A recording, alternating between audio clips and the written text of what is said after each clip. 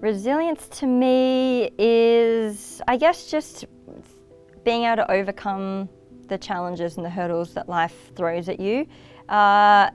It's usually viewed in a bit more of a negative light. It's something that you've got to sort of overcome, or it's a negative that you've got to overcome, and so resilience is something that that you have to kind of have and build up. But I actually think that it's kind of a positive thing, because I think that without having those things to overcome, you never sort of end up pushing yourself or challenging yourself or reaching the heights that you probably don't even realize you could hit without having those bumps along the way. So I think sometimes the bumpier the road, actually the better you come out on the other side, because you've built up this resilience to be able to cope with whatever life throws at you.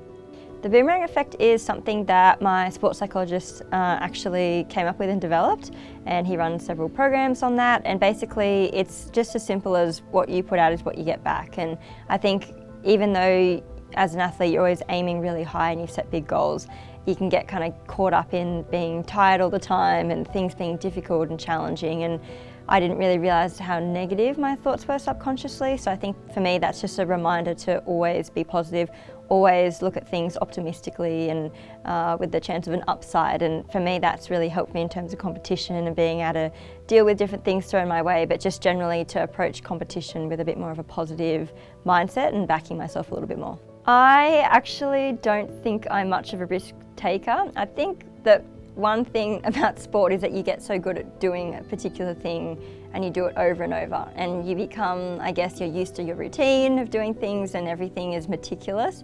And I think that that's a skill that I've actually had to learn a little bit more of, especially outside of diving, more in business life. There's a lot of things that you can't factor in, and there's always something unexpected that happens or something that you've got to learn on the fly. So I think for me, doing that outside of diving has actually been a skill that I've gotten better at, and will probably convert over to diving as well. And also SAS was something that was just completely like you can't prepare for that. So I think that was yeah, definitely brought out that more that risk taker kind of characteristic in me. But also diving's quite, sometimes as you get older it's a bit scary and you get a bit more fearful compared to when you were younger.